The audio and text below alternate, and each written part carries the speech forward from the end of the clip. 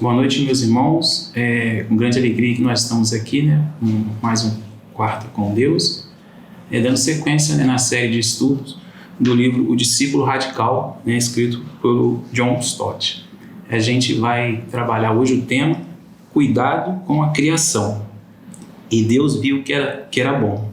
Mas antes de nós trabalharmos esses temas, nós vamos orar, né? Pedimos a Deus que esteja conosco nesse tempo. Senhor Deus e Pai, nós te agradecemos, ó Deus, pelo dia. Pedimos a Ti, ó Deus, que esteja conosco, venha falar aos nossos corações. Nós necessitamos de Ti, nós precisamos, ó Deus, ouvir a Tua voz. Esteja conosco, ó Deus, nós pedimos humildemente, em nome de nosso Senhor Jesus Cristo. Amém. Bom, meus irmãos, antes de nós começarmos a meditar no texto, no estudo, os textos que o escritor usou, Salmo 104, foi o texto base, Gênesis 1 e 2, Gênesis 3, Deuteronômio 10, 14, Romanos 8, 18 a 23, 2 Pedro 3, versículos 10 a 13 e Apocalipse 21, versículo do 1 ao 5. Então, o texto, né, que foi escrito por John Stott, Cuidado com a Criação, e Deus viu que era bom, basicamente vai nos levar ao evento da criação. E para nós entendermos bem, a gente tem que entender a ordem cronológica dos fatos, né? Gênesis 1 e 2 vai tratar da criação de todas essas coisas. Depois houve o evento da queda, no Gênesis 3, e depois o evento, né, da vinda do Messias, do nosso Senhor Jesus Cristo. Então, para a gente entender bem, a gente tem que ter em mente esses três eventos: a criação, depois a queda, né, que foi a entrada do pecado na história do homem, e depois o cumprimento das profecias messiânicas com a vinda de nosso Senhor Jesus Cristo, trazendo as boas novas, trazendo o Evangelho.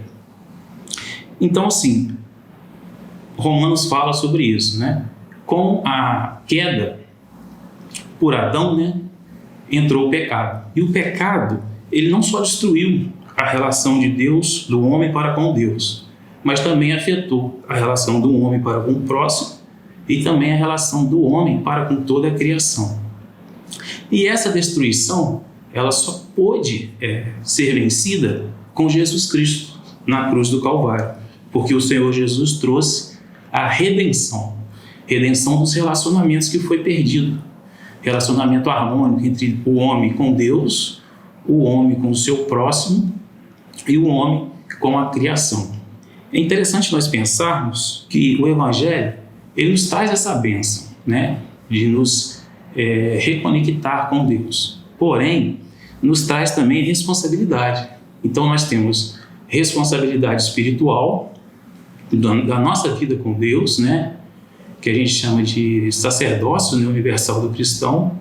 A gente tem responsabilidade de cuidar do nosso próximo, né, isso que o Senhor Jesus diz, né, amar a Deus sobre todas as coisas e ao próximo como a ti mesmo, que é uma responsabilidade social.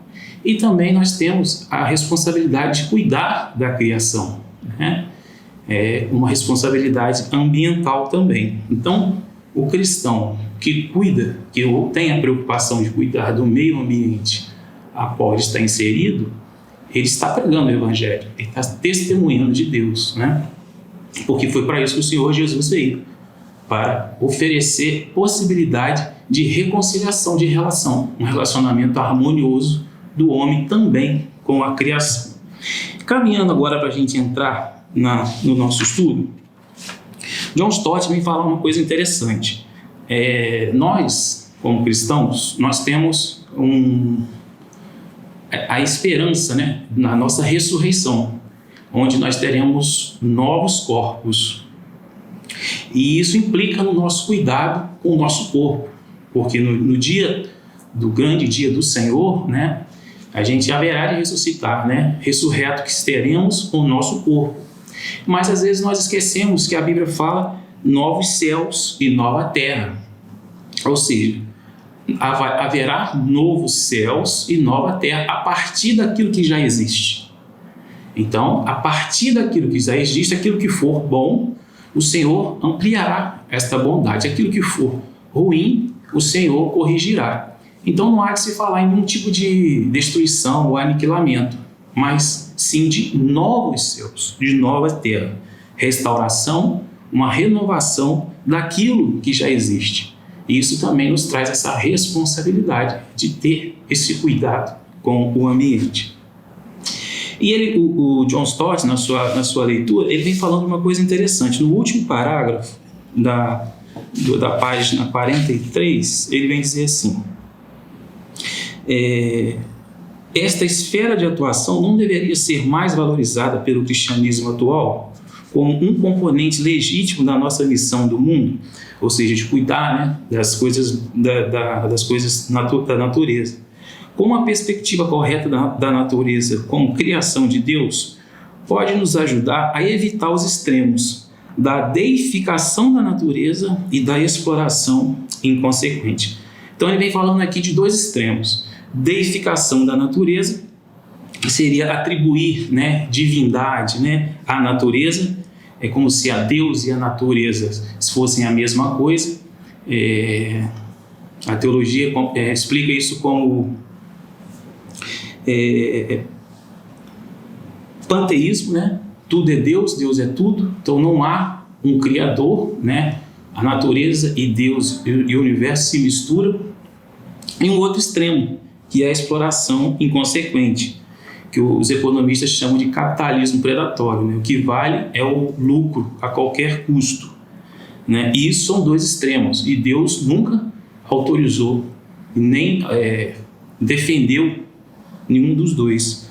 O que Deus nos ensina é o equilíbrio. Deus autorizou o uso sustentável da sua criação, porém nunca autorizou a exploração causada, a exploração inconsequente, né? Deus nunca autorizou o abuso. Então John Stott vem falando sobre isso. Alguns têm um extremo, né, de que não pode, né, matar um animal, não pode derrubar uma árvore, né? Animal sagrado. Muitas religiões panteístas têm essa visão, e o outro extremo, que é aquele capitalismo predatório. O que Deus quer é que nós usemos a terra, os recursos naturais que Ele criou, com responsabilidade, porque isso também é uma forma de glorificar a Deus, né? E ele vem trabalhando muito o Salmo 104, o Salmo 104, que a gente vai meditar nele, que é a base do nosso estudo. Ele vem dizendo assim no Salmo 104: bendiga o Senhor, ó Senhor, a minha alma. Ó Senhor, meu Deus, Tu és tão grandioso, estás vestido de majestade e esplendor, envolto em luz como numa veste. Ele estende os céus como uma tenda e põe sobre as águas do céu as vigas dos seus aposentos. Faz das nuvens sua carruagem e cavalga nas asas do vento. Faz dos ventos seus mensageiros e dos clarões reluzentes seus servos. Então, nesses 4 primeiros versículos, ele dá essa ideia metafórica, né, que Deus coloca as vigas dos seus aposentos por cima, né, das nuvens do céu, né? Tamanha a grandiosidade de Deus, né, a soberania de Deus, o poder de Deus, né? Então, essa ideia de um Deus soberano, poderoso, que está por cima, né, que está acima de todas as coisas. Nos versículos 5 até o 9, ele vem dizendo assim: firmaste a terra sobre os seus fundamentos, para que jamais se abale. Com as torrentes do abismo a cobriste, como se fosse uma veste. As águas subiram acima dos montes. Diante das tuas ameaças, as águas fugiram, puseram-se em fuga ao som do seu trovão. Subiram pelos montes e escorreram pelos vales para os lugares que tu lhe designaste. Estabeleceste um limite que não podem ultrapassar, jamais tornarão a cobrir a terra. Aqui ele vem falando do comando de Deus, né? E Deus está no comando de todas as coisas, a autoridade que Deus exerce sobre a natureza, uma autoridade de criador, né? Que ele, como criador, a autoridade é dele. Ele vem falando disso, desse comando de Deus. E nos versículos do 10 ao 18, eu vou ler. o 17, nelas o pássaro faz ninho e nos pinheiros a cegonha tem um lar. Então o salmista aqui, ele vem falando do cuidado de Deus com todas as coisas, né? Os seres vivos mais simples, mais significantes que estejam na cadeia da natureza, tenham cuidado de Deus. Tenham cuidado de Deus. E o Senhor Jesus, ele observou isso. Lucas, em Mateus 6, 26, o Senhor Jesus, ele dá uma declaração que atesta isso que o salmista vem falando. Mateus 6, capítulo 6, o versículo é o 26. E vai nos dizer assim: observem as aves do céu, não semeiam, nem colhem, nem armazenam em celeiros, contudo, o Pai Celestial as alimenta. Então, é o cuidado de Deus com todos os seres vivos da terra. Tudo na criação tem um propósito e tudo tem um cuidado de Deus, né? Deus tem um cuidado de cada coisa. Essa cadeia alimentar que existe na natureza, né? Que os ambientalistas sempre falam, isso é provisão de Deus, isso é ato da criação de Deus, um propósito de Deus para que as coisas funcionem de forma harmônica. Então, a reflexão que a gente tem aqui é essa: se Deus tem cuidado dos menores seres vivos que tem na natureza, na criação, não terá o mesmo cuidado com o ser humano, que é a coroa de sua criação? Então, isso é uma coisa que a gente, esse pensamento, né, esse descanso que a gente deve ter no Senhor. Porque a gente se observa a natureza e percebe Deus cuidando dos seres, dos menores seres. E Ele não cuidará da sua criação, da coroa da sua criação, que é o ser humano? Então isso é interessante também, para a gente trazer a reflexão. No Caminhando pelo Salmo, agora a gente vai ler do 19 a 26, só para a gente... eu vou ler apenas um versículo que me chamou a atenção, que é o 22. Mas ao nascer do sol, eles se vão e voltam a deitar-se em suas tocas. Está falando dos leões, do versículo anterior.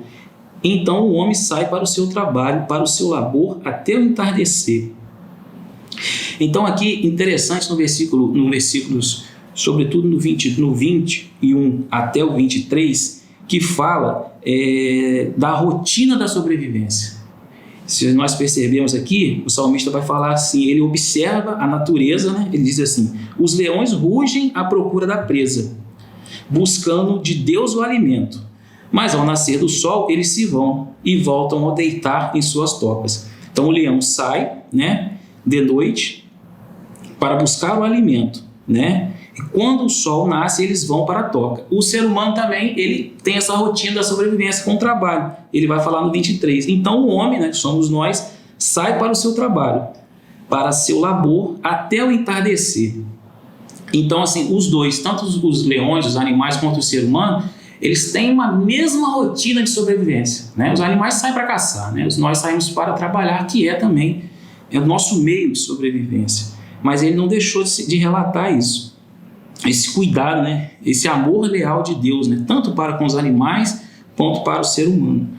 Aí a gente vai caminhando um pouquinho mais sobre o versículo 27, né, ao 30. Já está caminhando para o final do Salmo. E me chamou a atenção no 27 ao 30. Todos eles dirigem o seu olhar a ti, né? Tanto os animais, né, esperando que lhes dê o alimento no tempo certo. Tu lhe dás, e eles o recolhem. Abrem a tua mão e saciam-se de coisas boas. Quando esconde o rosto, entram em pânico. Ou seja, quando Deus se afasta, não está presente, né, entram em pânico. Porque sabem, entendem que Deus é o provedor, né? Aí quando entram em pânico, quando eles retiram o fôlego, morrem e voltam ao pó.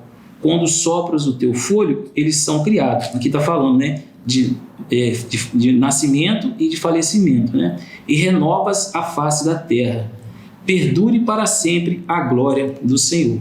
Então, do 27 ao 30, vem falando da providência divina, né? Deus que provê tudo, Deus que está no governo de todas as coisas, Deus que tem a provisão, que tem a preservação, ou seja, a providência divina, né? Ele vem falando sobre a providência divina. Aí, para fechar o Salmo 104, que é o nosso Salmo base, ele vem falando aqui, ó. Ele chega a uma conclusão no final do Salmo. Perdure para sempre a glória do Senhor. Alegre-se o Senhor em seus feitos. Ele olha para a terra e ela treme. Toca os montes e eles fumegam. É o poder de Deus, né? Cantarei ao Senhor toda a minha vida. A alegria do salmista. Louvarei ao meu Deus enquanto eu viver. O projeto de vida do salmista é esse, né? Louvar ao Senhor enquanto vida ele tiver. Um grande exemplo, né? Um grande projeto de vida, né? Seja-lhe agradável a minha meditação. O salmista agora fica preocupado. Até os pensamentos dele, né? Os pensamentos que nós temos, que são secretos para nós e para o nosso próximo, mas que nós sabemos que para Deus não é secreto, até esses pensamentos, o salmista deseja que esses pensamentos sejam agradáveis ao Senhor. Tamanha a vontade que o salmista tem de agradar ao Senhor. Ele diz assim: seja-lhe agradável a minha meditação, pois no Senhor tenho alegria. A alegria do Senhor é a nossa força, né? Sejam os pecadores eliminados da terra e deixam de existir os ímpios. Bendiga o Senhor a minha alma. Aleluia. Então o salmista chega a essa conclusão, né? Que o pecado, né? A relação do pecado é que destrói, né? A relação entre o ser humano e a criação de Deus, né? Então esse é o Salmo 104 que o escritor usou, né? Para fomentar aqui o seu estudo. Agora eu queria trazer uma meditação para os irmãos e a gente pensar juntos. A motivação correta, né? A gente vê muitas vezes muito incrédulo, muito ímpio, preocupado com a causa ambiental e muito cristão a ignorando ou a desprezando, né? E qual seria a motivação do ímpio? A motivação do ímpio na causa ambiental não é Deus, com certeza. A motivação do ímpio é o seu bem-estar, né? O seu bem-estar próprio, né? Ele, quando percebe que o meio ambiente está em processo de degradação, ele vê um horizonte inóspito, né? Ele vê algo ruim se aproximando para ele. E o cristão, qual seria a motivação do cristão? A motivação do cristão é que ele quer adorar a Deus em todas as coisas. E ele sabe que adorar, né, honrar a Deus também, com a criação, cuidar da criação também é uma maneira de honrar a Deus. E isso me chamou a atenção, né? Chegamos a essa constatação, que às vezes os incrédulos na questão ambiental, eles, por motivação egoísta, claro, mas ele às vezes é mais prudente do que o cristão, né? E isso é um ensinamento, né, que a gente tem que ter. Nós não devemos se preocupar com a causa ambiental por motivos egoístas, mas por um motivo de adorar ao Criador de todas as coisas, né? Isso também trouxe essa reflexão. Aí, caminhando já para a metade aqui do nosso estudo, ele vem trazendo para a gente aqui algumas atitudes práticas, né? Que nós, como cristãos, nós devemos ter atitudes práticas também, que vai implicar, né, uma preservação, um cuidado com a criação. E eu gostaria de destacar uma aqui que me chamou a atenção. Um estilo de vida mais simples, né?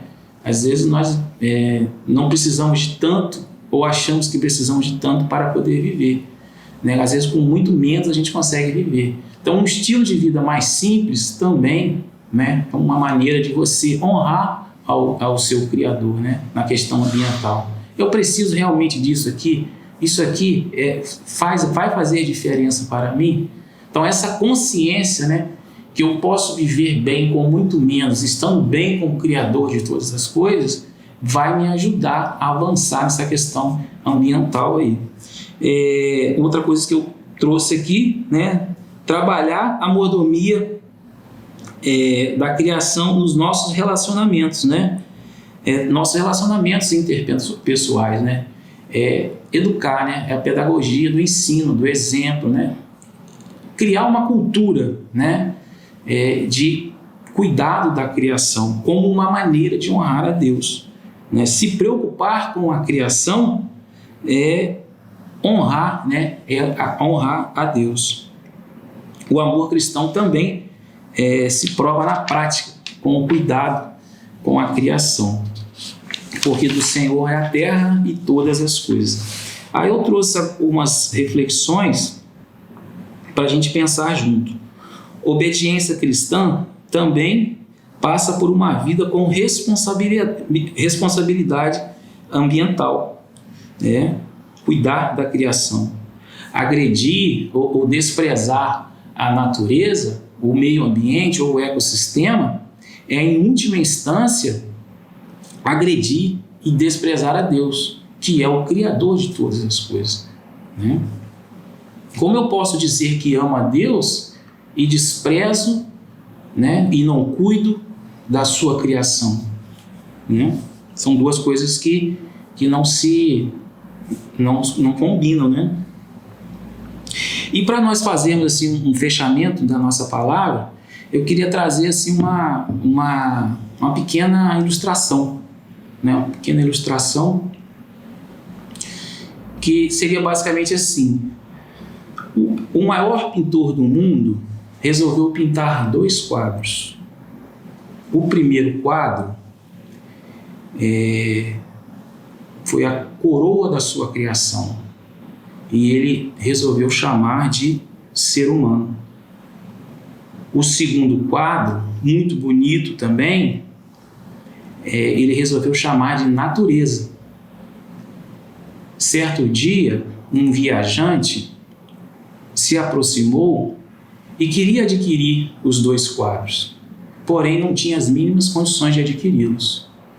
Então, o maior pintor do mundo, movido de íntima compaixão, fez um favor imerecido e deu de graça os 2 quadros para o viajante.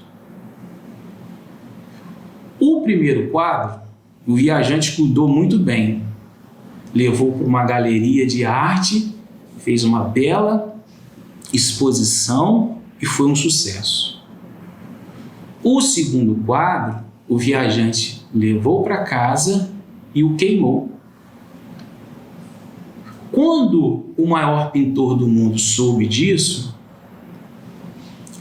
os irmãos acham que ele ficou feliz com a atitude do viajante? Isso é uma reflexão, né? Que Deus colocou no nosso coração, né? Devemos cuidar, né, do primeiro quadro e também cuidar do segundo quadro. Essa é a vontade de Deus: reconciliar o ser humano pecador, que se arrepende dos seus pecados por intermédio do sangue regenerador de Jesus Cristo, nos reconcilia com Deus, nos adota como filho, nos reconcilia com o nosso próximo, nos dá responsabilidade também social com o nosso próximo e nos reconcilia com a criação, nos dá responsabilidade também com a nossa criação. Que nós não esqueçamos, né, dessas nossas responsabilidades. Responsabilidade espiritual, sacerdócio universal do cristão. Responsabilidade social, cuidar do próximo, amar ao próximo como a ti mesmo. Palavras do nosso Senhor Jesus Cristo. E responsabilidade também ambiental, cuidar e honrar a criação. Bom, meus irmãos, essa foi a palavra que Deus trouxe aos nossos corações nesta noite. Nós vamos orar para que nós possamos encerrar a nossa meditação. Senhor Deus, amado, soberano Pai, Pai de nosso Senhor e Salvador Jesus Cristo, nós lhe agradecemos, ó Deus, porque naquela cruz do Calvário o Senhor nos reconciliou, ó Deus, contigo, com o nosso próximo e também com a nossa criação. Ó Pai, por muitas das vezes nós esquecemos disso. Muitas das vezes nós nos achamos somente nós importantes e esquecemos que o Senhor também criou todas as coisas e que ao Senhor também devemos honrar a nossa vida em tudo aquilo que fizermos. Senhor, ajuda-nos, ó Deus, a despertarmos uma consciência ambiental pela motivação correta, que é honrar o Senhor, que é agradar o Senhor. Ajuda-nos, ó Deus, a estar mais próximos de Ti. Ajuda-nos, ó Deus, a estarmos com mais compaixão com o próximo. Porque é essa, ó Deus, é isso, ó Deus, que o Senhor espera de nós como cristãos, enquanto aqui estivermos, ó Deus, neste tempo. Saberemos que haverá um novo corpo, saberemos que haverá novos céus e novas terras. Mas enquanto isso não ocorrer, ajuda-nos, ó Deus, a cumprir, ó Deus, integralmente e fielmente aquilo que o Senhor espera que nós façamos. Nós oramos, ó Deus, em nome e por amor de nosso Senhor e Salvador Jesus Cristo, ó Pai. Amém, Senhor.